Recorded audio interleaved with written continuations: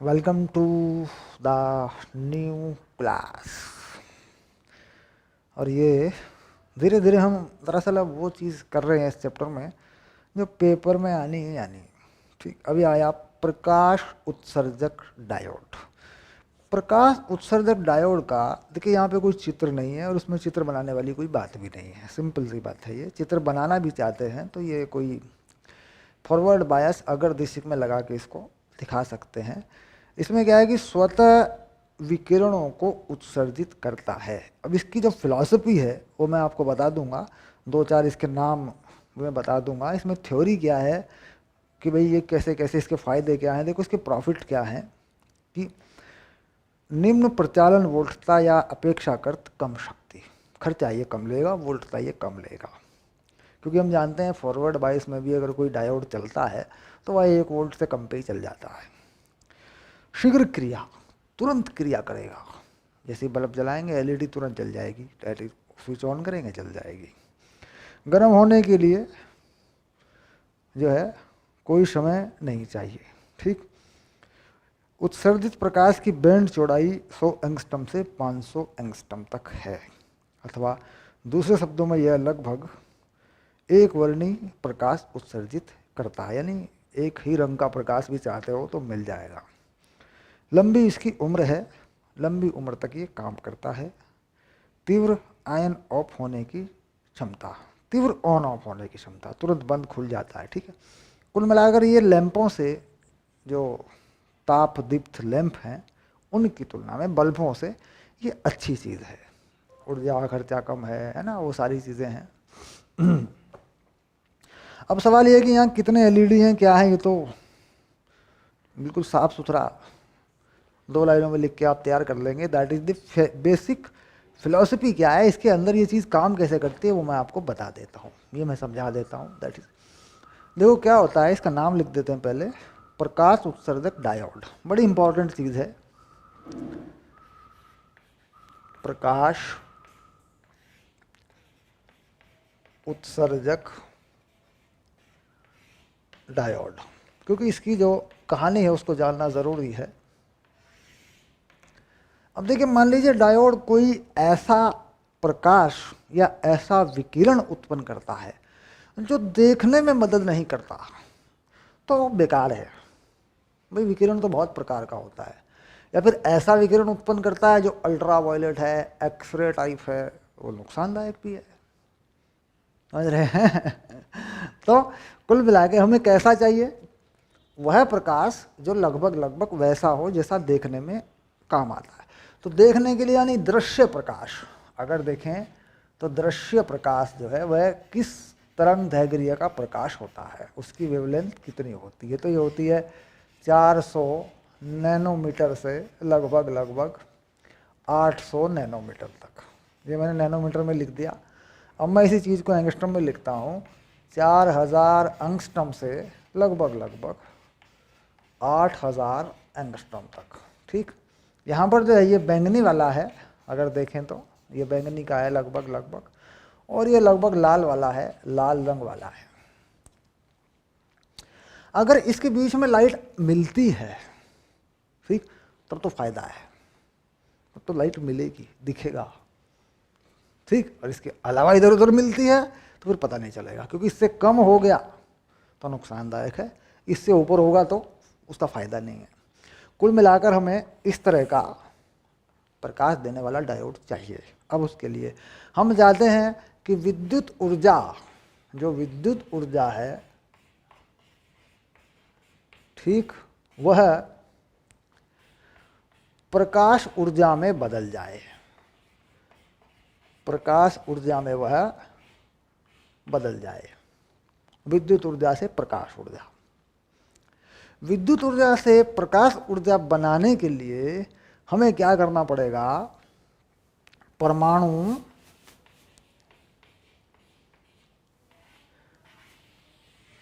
के चारों तरफ जो इलेक्ट्रॉन घूमते हैं, ठीक, पहले हमें इन्हें उत्तेजित करना पड़ेगा, उच्च कक्षाओं में ले जाना पड़ेगा विद्युत ऊर्जा के माध्यम से।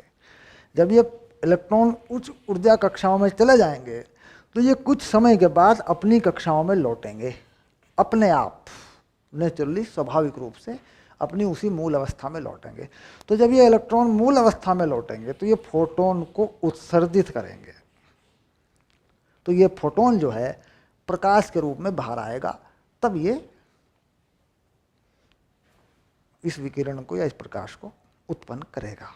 यानी प्रक्रिया क्या है कि पहले हम क्या करेंगे, परमाणु को विद्युत ऊर्जा देंगे। विद्युत ऊर्जा से उस परमाणु के अंदर के इलेक्ट्रॉन उत्तेजित होंगे, वह उच्च कक्षाओं में जाएंगे, फिर वह अपनी कक्षाओं में पुनः लौटेंगे तो फोटोन देंगे। यानी सीधी सी बात है कि फोटोन को उत्सर्जित करेंगे। तो बिल्कुल सरल सी प्रक्रिया है, इस तरीके से प्रकाश प्राप्त होगा। यानी विद्युत ऊर्जा को प्रकाश ऊर्जा में बदलने की युक्ति, सीधी सी बात यह है कि वही हो रहा है जो होना चाहिए। विद्युत ऊर्जा को प्रकाश ऊर्जा में बदलने की ही ये युक्ति है, ठीक। जो कि बल्ब है वही चीज़ है, क्योंकि इसमें भी विद्युत ऊर्जा प्रकाश ऊर्जा में बदलती है, दैट इज चीज़ वही है, लेकिन खर्चा कम है। कम विद्युत ऊर्जा पर अधिक प्रकाश ऊर्जा ये मिल जाएगी हमें। तो ये मोटा मोटा समझ लिया कि भाई कैसे हो रहा है। अब जरा परिपथ पर गौर करते हैं कि परिपथ ऐसा कैसे बनाएं, क्या करें, उसके बारे में देखें।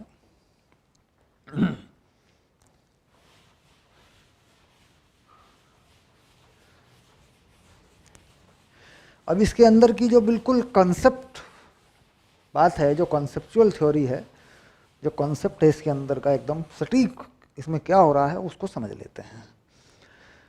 देखिए, मान लीजिए हमारे पास एक पीएन जंक्शन डायोड है, एक पीएन डायोड है हमारे पास, और ये इसका हराशु क्षेत्र है जिसकी हम अक्सर बात करते हैं, डिप्लेशन रीजन है ये वाला, और ये पी है और ये एन है, ठीक। और हम चाहते हैं कि साहब हमें प्रकाश मिले, हमें लाइट मिले, हमें यहाँ से लाइट मिले, फोटोन प्राप्त हो जाए हमें, ये हम चाहते हैं। एच न्यू या h c upon lambda, that is photon, ये हमें प्राप्त हो जाए, ये बाहर फेंके लाइट को। तो हमें क्या करना है, इसको हम जोड़ देते हैं फॉरवर्ड बायस में,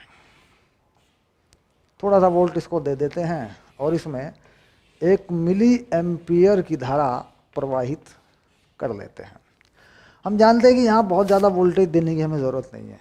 मिली एम्पियर की धारा हमें यहाँ लगभग V बराबर 1 वोल्ट पे ही मिल जाती है, अगर देखें तो 1 वोल्ट, बस ज़्यादा नहीं, 1 वोल्ट, 1.5 वोल्ट, 2 वोल्ट मिल जाती है, कम से कम वोल्टेज पे मिल जाती है। इससे कम पे भी मिल जाती है, 0.7 वोल्ट पे ही धारा हमें मिलने लगती है अगर हम देखें अग्रदिशिक में।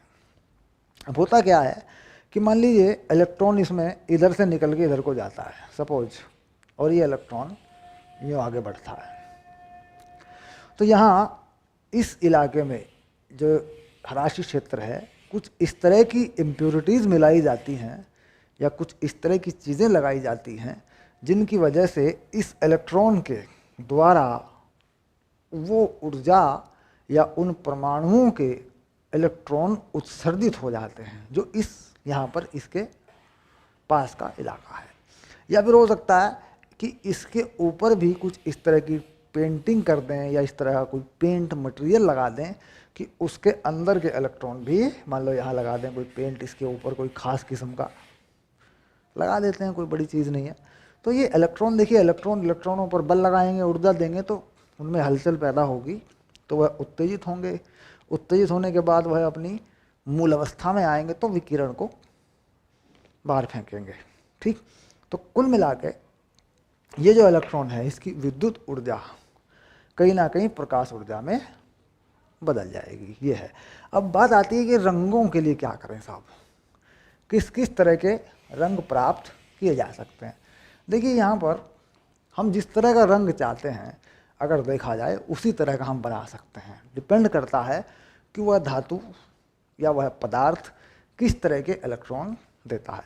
अब ये संभावना जो है इलेक्ट्रॉनों की, जहाँ पर इलेक्ट्रॉन कक्षाओं को बदलता है, अगर देखें इसमें तो ये होता है डी ट्रांजिशन, ये होता है डी ट्रांजिशन, जिसे कहते हैं डी ऑर्बिटल संक्रमण। और ये किस में होता है, ये होता है संक्रमण तत्वों में। संक्रमण तत्वों के बारे में तुम पढ़ते हो, ठीक। कोबाल्ट, क्रोमियम, निकल, जिंक, इस तरह के संक्रमण तत्व हैं, उनमें डी ट्रांजिशन होता है और इन्हीं में इस तरह के रंग भी प्रकाश के निकलते हैं। तो जिस तरह का रंग चाहते हो उस तरह का रंग तुम्हें प्राप्त हो जाता है। ज़्यादातर ये सफ़ेद रंग के ही होते हैं, वाइट लाइट ही होती है ज़्यादातर। ठीक है, अब इसमें ये तो मेन बात हुई कि भाई फंडामेंटल क्या कैसे काम कर रही है चीज़। और इसमें मैं आपको कुछ इनके नाम लिख के बता देता हूँ। ठीक, ऐसे एलईडी जो लाल, पीला, नारंगी, हरा तथा नीला प्रकाश उत्सर्जित करते हैं बाजारों में उपलब्ध हैं। ठीक, जिन अर्धचालकों का उपयोग दृश्य एलईडी के निर्माण में होता है उनका बैंड अंतराल कम से कम 1.8 इलेक्ट्रॉन वोल्ट होता है। यानी यहाँ पर जो सप्लाई है ये थोड़ी सी ज़्यादा, ये कह रहे हैं कि साहब 1.8 इलेक्ट्रॉन वोल्ट तक की एनर्जी जो है हम देंगे, इसे कहते हैं बैंड अंतराल की एनर्जी।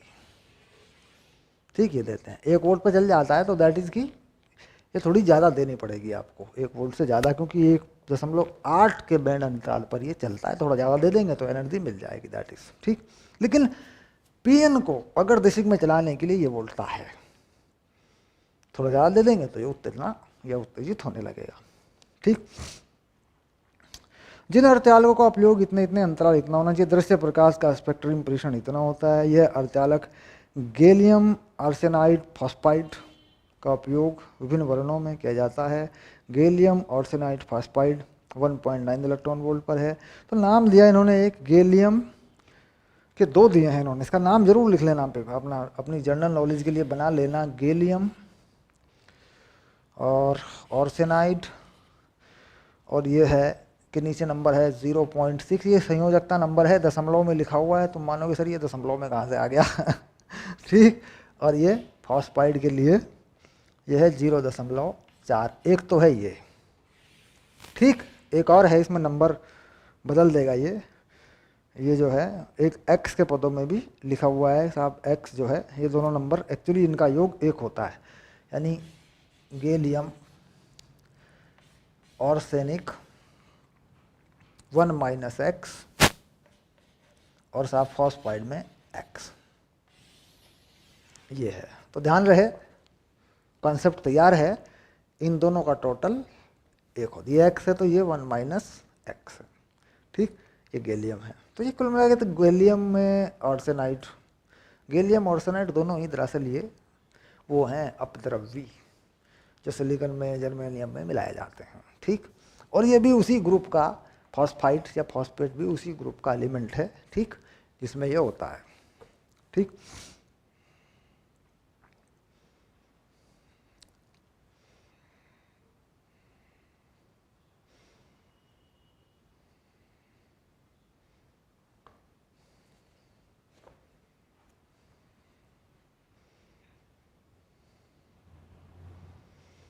फाइनल इतनी सी बात है। बाकी पेज नंबर 490 पे पूरी स्टोरी है, अगर एक बार आप इसे पढ़ लें तो मज़ा आ जाएगा, बढ़िया हो जाएगी। जो मुख्य बातें मैंने बता दी हैं। ठीक, मुख्य बातें बताई हैं मैंने, चित्र वगैरह की ज़रूरत नहीं है इसमें, सिंपली लिखने को आता है। तो इसमें आपको अगर इसकी जानकारी सही से देंगे आप तो ये 3 मार्क्स का होता है, बोर्ड में ये 3 नंबर मिलते हैं इस पर। ठीक, फिनिश प्रकाश उत्सर्जक डायोड, अंकित कुछ नहीं है, सिंपल सी जानकारी है। ठीक, इसके बाद लेंगे आगे सोलर सेल की बात करेंगे। ठीक है, उसे भी सौर सेल बोल देते हैं। उसमें कुछ चित्र हैं वो बनाएंगे, वो भी 3 नंबर का ही है। बड़ी इंपॉर्टेंट बात है, कुछ खास ऐसा नहीं है कि कोई समझ में ना आता हो या कुछ ना हो, बस याद करें और निकल जाएं, इसमें तो कोई झंझट ही नहीं है। ठीक, सोलर सेल में भी कोई झंझट नहीं है, उसमें तो ग्राफ बनेंगे, बताऊंगा मैं, टेक्नोलॉजी अगली क्लास में मिलेंगे। इसमें कुछ नहीं है, ये बिल्कुल फ्री के नंबर है। ठीक, और एक बार बुक से पढ़ लें थोड़ा सा तो मज़ा आ जाए, या फिर जो मैंने बताया उसी को देख के नोट्स बना के लिख देना, कोई बड़ी चीज़ नहीं, चलेगा, क्योंकि चीज़ें मैंने लिखी दी हैं सारी, कोई खास बात नहीं है। ओके, मिलते हैं अगली क्लास में।